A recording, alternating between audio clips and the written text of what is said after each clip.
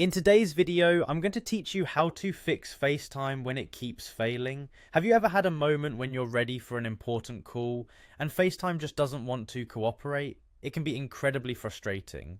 Let's dive into some steps you can take to resolve the issue and get FaceTime working smoothly again. First, it's essential to check your internet connection. FaceTime relies heavily on a strong network connection to function properly. Make sure you're connected to either a robust Wi-Fi network or have a reliable cellular connection. You might want to restart your router or move closer to your Wi-Fi source if you're experiencing weak connectivity. Next, you'll want to ensure that your iOS is up to date. An outdated system can cause various app failures, including FaceTime. Head over to your settings, then tap General, followed by Software Update. If there's an available update, download and install it. Keeping your device updated can help fix any software glitches and improve app performance. Also, don't forget to check if FaceTime is enabled on your device.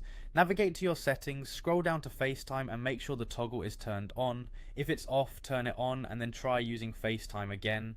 Sometimes a simple toggle can solve the issue. Another thing to consider is your date and time settings. Having the wrong settings can interfere with network services, including FaceTime. Go to Settings, tap on General, followed by Date and Time, and ensure that Set Automatically is enabled. This simple step can often resolve conflicts caused by incorrect date and time settings. Now, let's talk about low power mode. While it's a helpful feature for saving battery during critical moments, low power mode can disable certain functionalities, including FaceTime.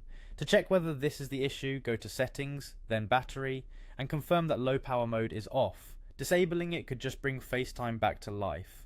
Another more in-depth step you might consider is resetting your network settings. This can resolve a wide range of connectivity issues. Go to Settings, tap General, then Transfer or Reset iPhone. Select Reset and then Reset Network Settings.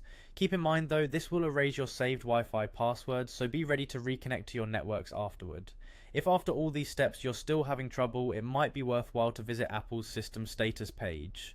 This page will inform you if FaceTime is experiencing any widespread outages or service interruptions.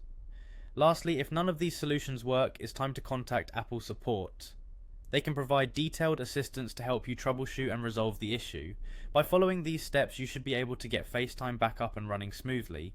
Thanks for watching, and I hope this guide helps you connect with your loved ones without any hitches.